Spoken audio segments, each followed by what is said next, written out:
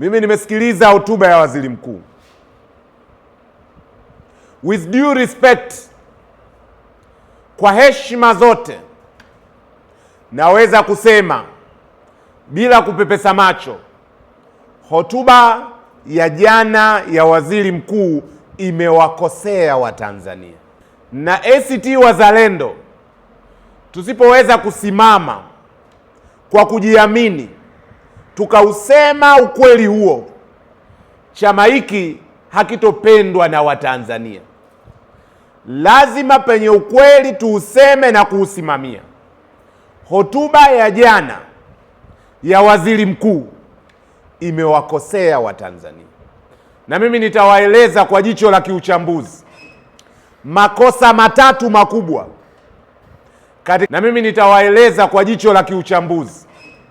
makosa matatu makubwa katika hotuba ya waziri mkuu. Kosa la kwanza, waziri mkuu amesema matukio ya utekaji hapa Tanzania sio matukio halisi, hayafanywi na dola, bali ni watu wanapanga matukio hayo kwa ajili ya kuiharibia sifa serikali. Hatukubali maneno hayo. Utekaji ukiutazama kwa sehemu kubwa una kila dalili kwamba serikali iko nyuma ya matukio mengi ya utekaji, na nayasema hayo kwa kujiamini, kwa sababu haiwezekani matukio ya utekaji yanatokea, watu wanapotea, serikali inakaa kimya. Kwa mujibu wa Katiba ya Jamhuri ya Muungano wa Tanzania, serikali inao wajibu wa kulinda raia wake.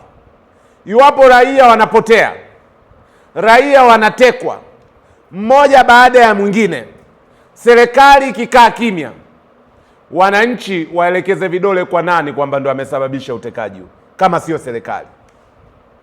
Ametekwa ndugu Humphrey Polepole, Balozi Humphrey Polepole, msemaji wa zamani wa Chama cha Mapinduzi, katibu mwenezi, mbunge mstaafu.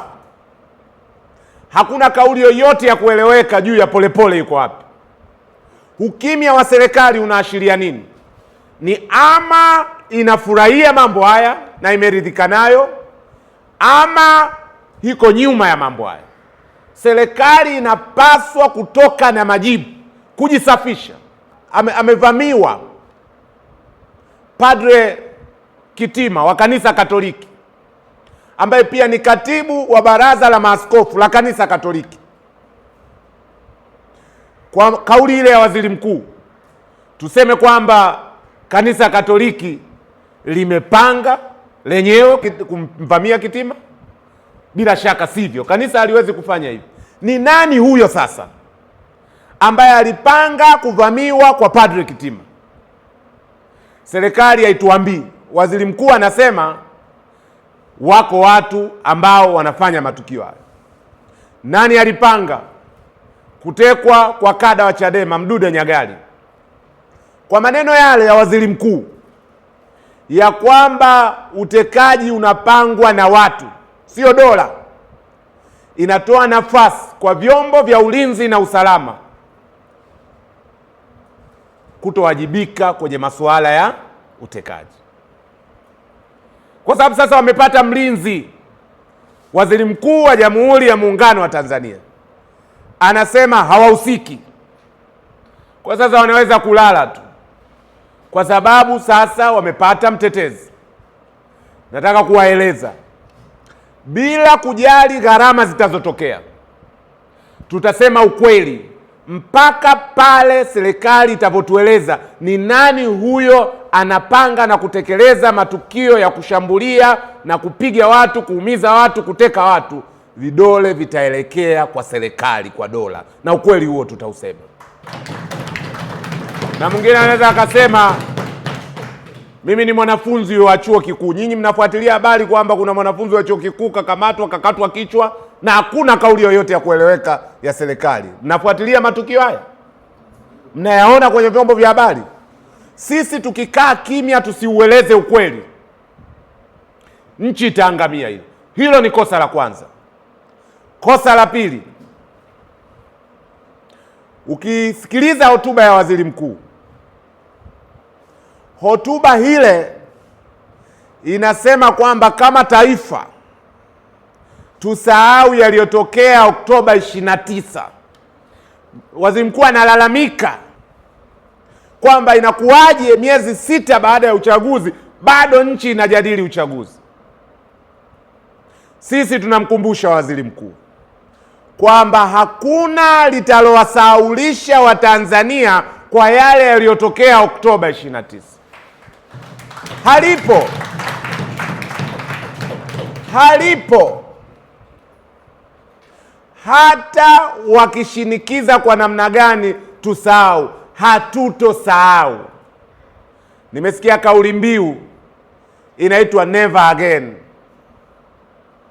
kauli mbiu ya kizuzu, na ninasikitika kwa vijana wa vyuo vikuu kukumbatia kauli ya kizuzu.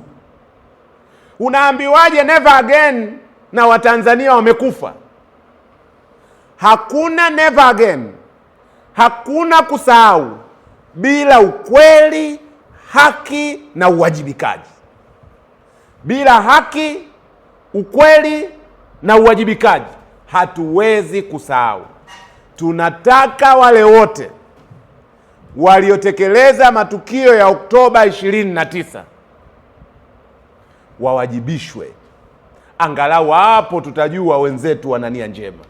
Lakini kauli za kwamba tusonge mbele, tusahau yaliyopita, huku kuna mamia na mamia ya Watanzania wameuawa, hilo halikubaliki, na hilo ni kosa la pili la hotuba ya waziri mkuu.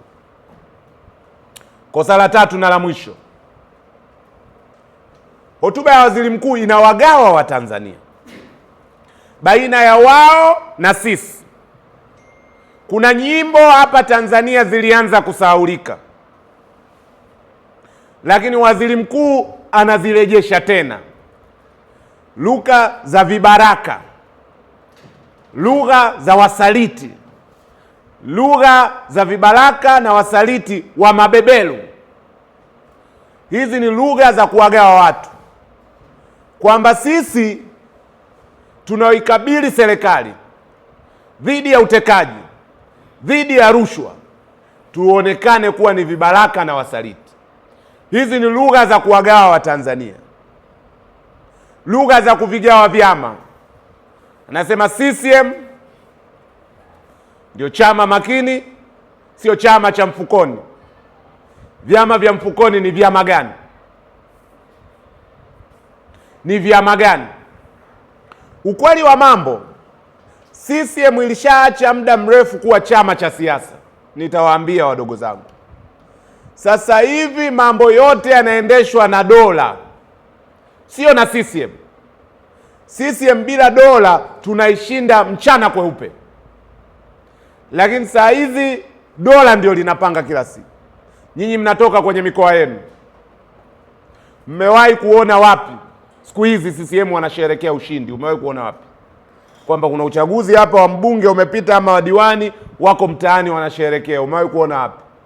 Hakuna. Zamani 2015 kurudi nyuma walikuwa wanafurahia, wanasherehekea.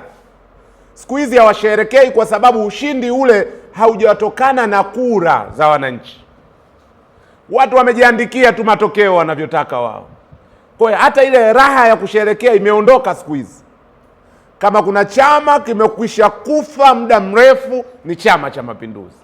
Sasa hivi mambo yake yote yanafanywa na dola. Ni wakati mwafaka hivi sasa CCM ijitafakari kama ni chama kweli ama kimekwisha kufa zamani. Mimi kuna kituko kimoja nimekiona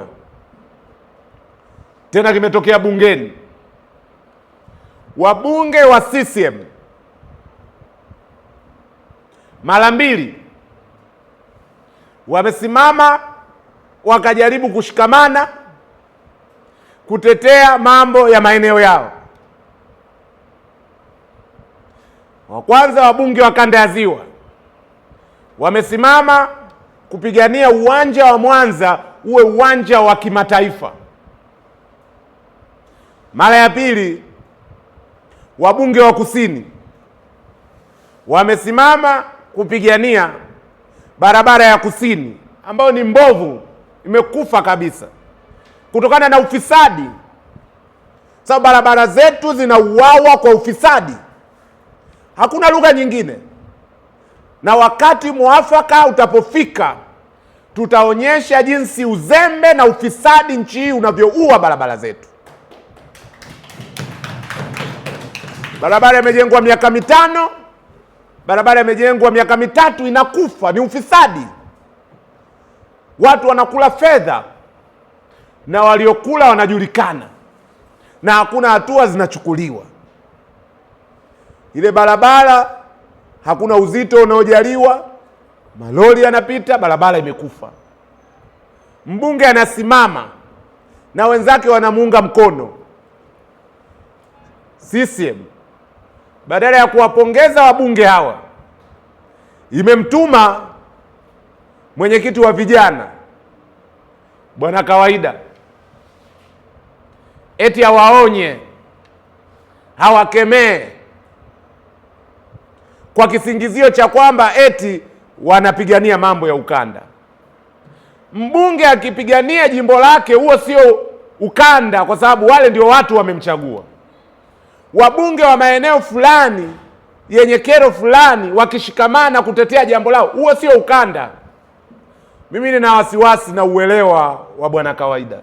Itakuwa ama hajaelewa ama chama kimemtuma.